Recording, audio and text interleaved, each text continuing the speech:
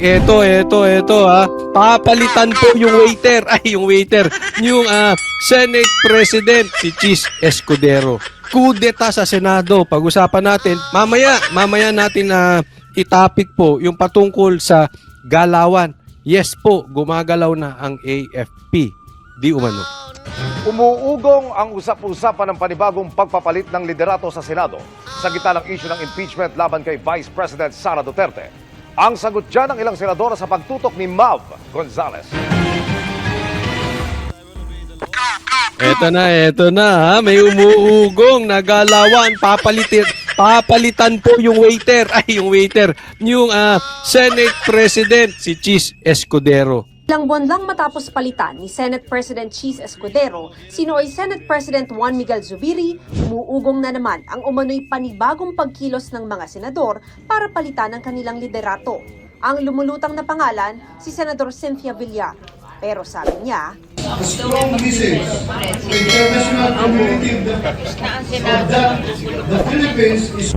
si Escudero, tinawanan lang ang usap-usapan at sinabing hindi raw siya nagkokomento sa mga chismis.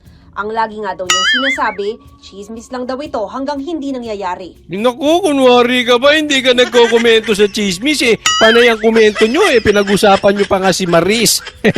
Ano ba yan? Chismis yun di ba? 13 boto ang kailangan para mailuklok ang isang senador bilang Senate President. Nang maluklok sa pwesto noong Mayo, 15 senador ang bumoto para kay Escudero. Sa kanila, 6 ang kilalang kaalyado o kaibigan. Ito, maganda to ha. Ito, syempre, itong kudeta na ito, or yung pagpapalit ng Senate President, itatanggi nila lahat yan. Normal yan. Walang aamin, oo, nag-uusap na kami. Diba? Naalala nyo si Mig Zubiri? Nung pinalitan siya ni Chis, hindi totoo yan. Walang ganyan-ganyan, wala. Lahat sinabi, wala. Ay, di ba pinalitan din si Mig Zubiri? Tama ba o tama? Walang aamin. Pero ito yung pumirma nun. Magandang Ito yung pumirma kay Chis Escudero na para siya ay maging Senate President.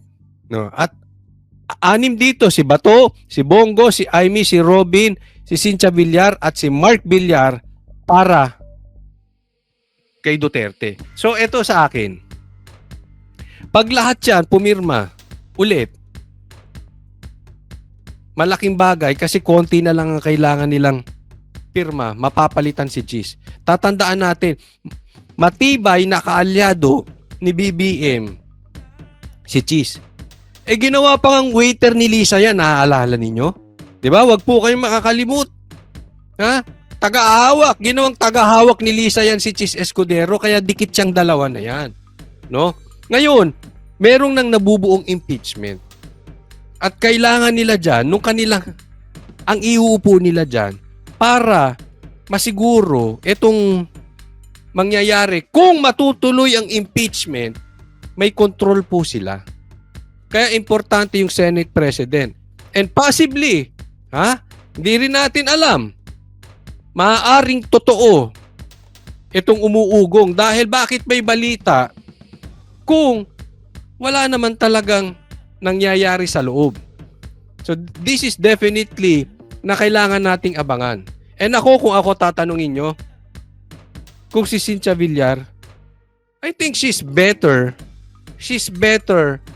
than Chis Escudero. Lalong-lalo na ngayon na posibleng maihain na ang impeachment. Ang pamilya ni Vice President Sara Duterte na nakaharap ngayon sa 2 impeachment complaint. Kung matutuloy, ang mga senador ang uupong hurado sa kaso. Ang sabi ni Senador Bato de la Rosa, walang nangungumbinsi sa kanya na palitan si Escudero. Siyempre, alangan namang aminin mo, di ba? Pero kung si Senador Cynthia Villar daw ang ipapalit, kung si Senador Villar, automatic kasama kung totoo yan. Kasi kaibigan kami. Yun, di ba? Yung ganyang pahayag, di ba? Kung totoo yan, kasi kung wala talagang chismis, hindi magsasalita si Bato ng ganyan. Di ba? No, kung si Senator Villar, automatic kasama ko kung totoo. Ibig sabihin siya yung pipirma para ma-approve yan si Cynthia Villar. Pero wala ko narinig. Okay ba kami kay Senator Chis? Pero sir, wala mga super Siyempre, kasi pagka ano yan, pag inamin nyo yan, kakausapin kayo ni BBM, makakausapin pa kayo ni Cheese, makakalaban pa, di ba? Bulaga yan. Bulaga yan. Eh, ganyan na nangyari kay Mix, di ba? Nagulat sila eh. O maya-maya, andyan na si Hart. O, di ba? O, di ba? Payakap-yakap pa si Bato sa asawa ni ano? Di ba? Tapos, yun naman pala. Tapos na yung usapan. Inupo na si Cheese. Hindi ba kami, wala mo kami problema? Sabi naman ni Senate President Pro Tempore Jinggoy Estrada, chismis lang ang napapag-usapang coup sa Senado. Mainam nga daw na manatiling Senate President si Escudero sakaling matuloy ang impeachment case sa Bise. Kung sakasakaling umakit yung impeachment dito sa atin, at least abogado yung represent. Para sa GMA Integrated News. Ewan ko. Para sa akin, mas ano talaga kung si Cynthia kasi nga kaalyado, di ba? Kaalyado. But anyway, ang question po kasi dito, eto, yung timing. Di ba?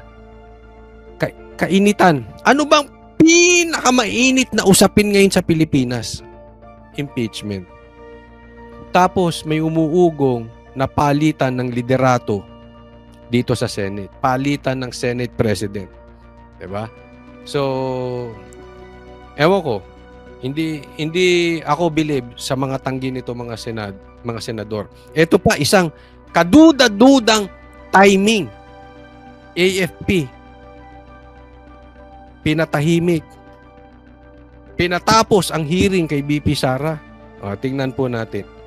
Ito. Pirma ng Philippine Statistics Authority na walang record ang mahigit 400 pangalang tumanggap ng confidential funds mula sa DepEd sa ilalim ni Vice President Sara Duterte. Ilang bagong resibo pa ang kinwestiyon ng mga kongresista dahil sa hindi magkakatugmang pangalan at pirma. At nakatutok si Jonathan Andal. Tulad ni Mary Grace Piatos, na-diskubre ng mga kongresista na wala ring record ng kapanganakan ang mahigit. Tingnan nyo ha. Kung hindi ba naman iniinsulto talaga tayo nitong mga kongresista na ito, wala daw pangalan yung 405 sa 677. Walang pangalan, walang birth certificate, etc. etc. Ang pinag-uusapan po dito, confidential funds. Ulitin ko ha, confidential funds. Saan nagamit yung pera? Confidential funds. It's supposed to be sikreto. Meron bang confidential funds na pinagkakalat? Natural. Kung kayo ang tumanggap ng pera na yan, hindi mo ilalagay yung totoo mong pangalan.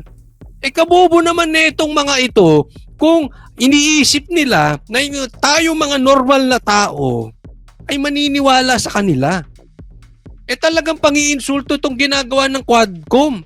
Ginagawa nyo kaming gago, ginagawa nyo kaming bobo. Ito namang mainstream media, hindi ko rin maintindihan. Bakit sinasakyan nyo? Ang gugulo pa rin nyo eh. Alam nyo naman panggagago yan. Halimbawa, confidential funds ha? Halimbawa ikaw, may kakilala ka. Alam mo kung sino yung mga NPA na pumapatay.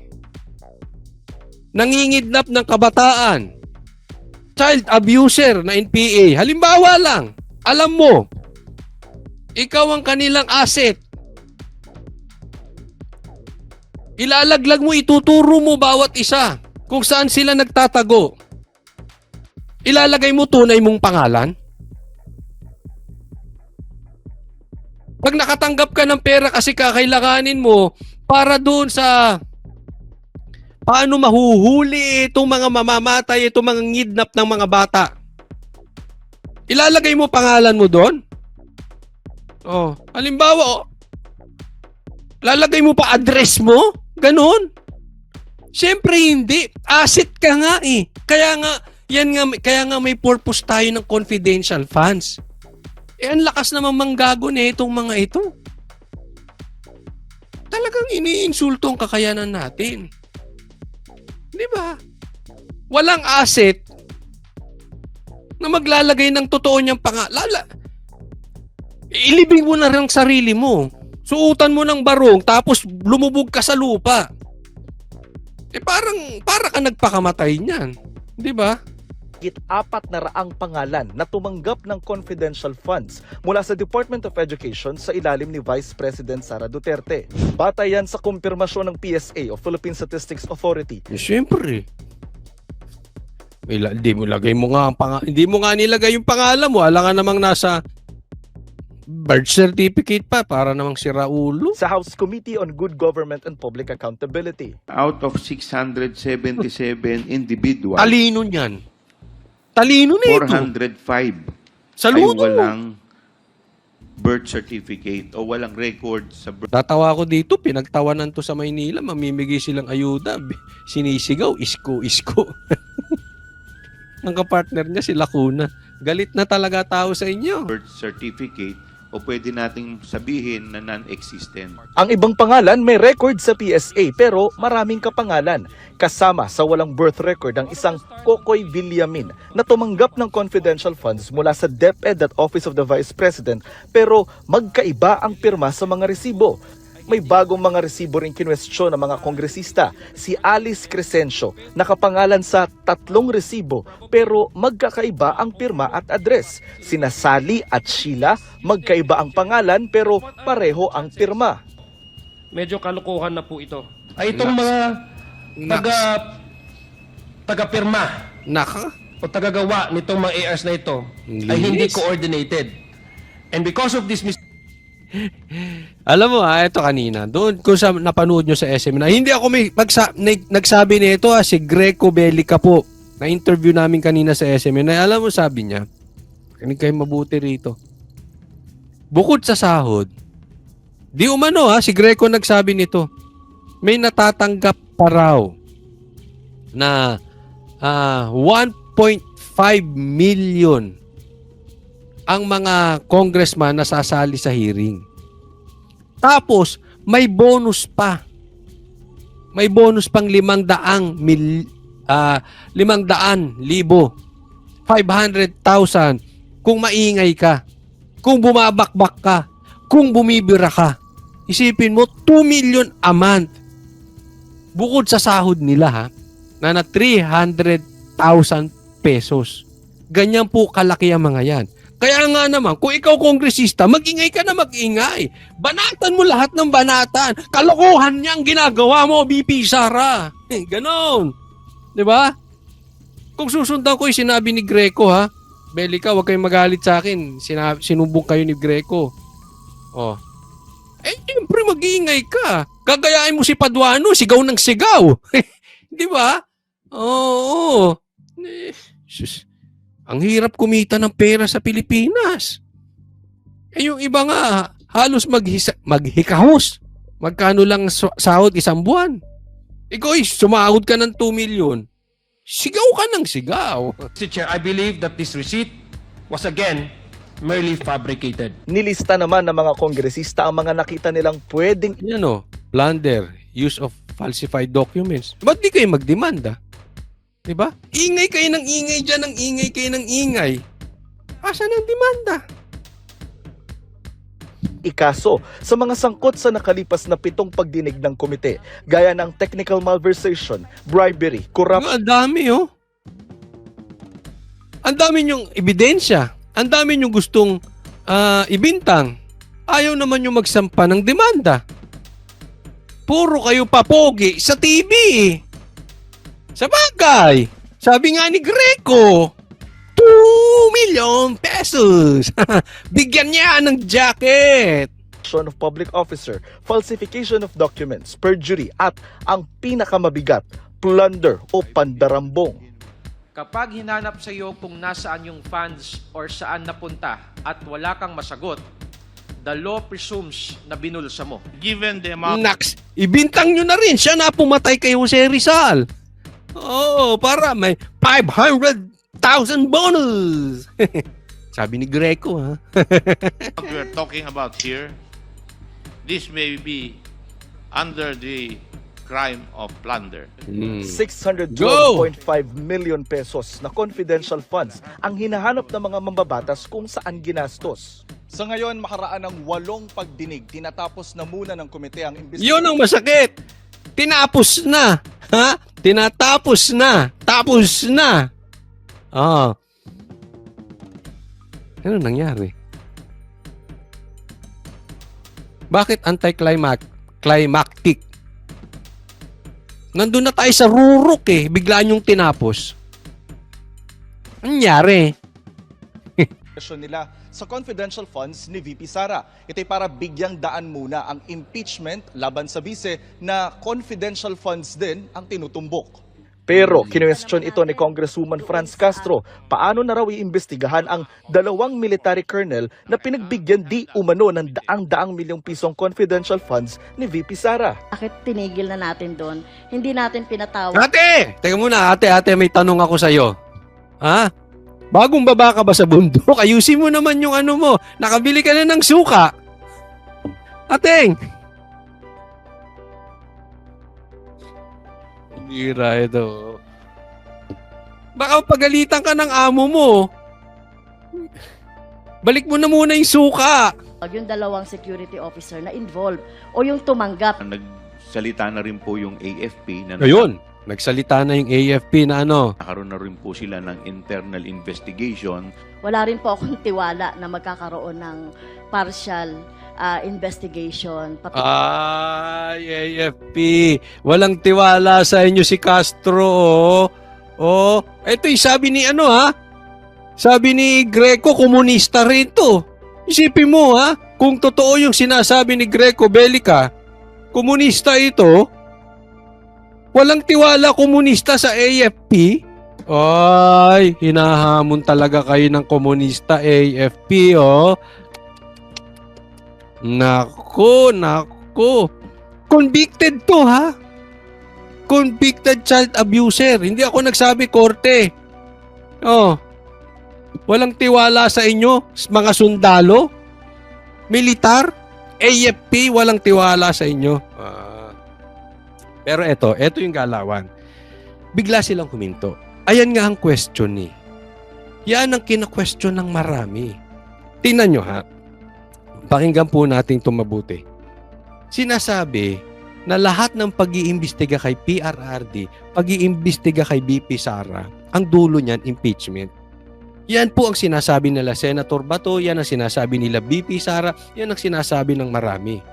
Impeachment ang dulo niyan. Ngayon, ito na yung impeachment. And everybody's waiting for it. Yung against sa impeachment at doon sa gusto sa impeachment. Inaantay. Kasi binild up yan eh. Di ba? Para kang nagluto ng lechon. Nangangamoy na yung lechon. Nilagay mo na sa mesa. Tapos bigla mong tinanggal. Abi gago. Asan na ang impeachment? Yun ang tanong. Ngayon inaantay yan. Kahapon inaantay yan. Lunes inaantay yan. Asan ang impeachment? Biglang lumambot ang mga kongresista. Asan ang pinagmamalaki yung pirma, Castro? Kasi pag may pirma sila na 106, diretso na yan sa Senado. Wala nang usapin. This is just a matter of kampihan. Political lang ang issue dyan. Hindi na kailangan busisiin pa. Ang importante dyan, numbers game. Asan ang pirma? Bakit nag-hearing kayo ni hindi nyo napag-usapan yung impeachment? Ibig sabihin, mahina. Wala. Dahil kung yaan ay merong pumirma dyan, maingay to si Castro.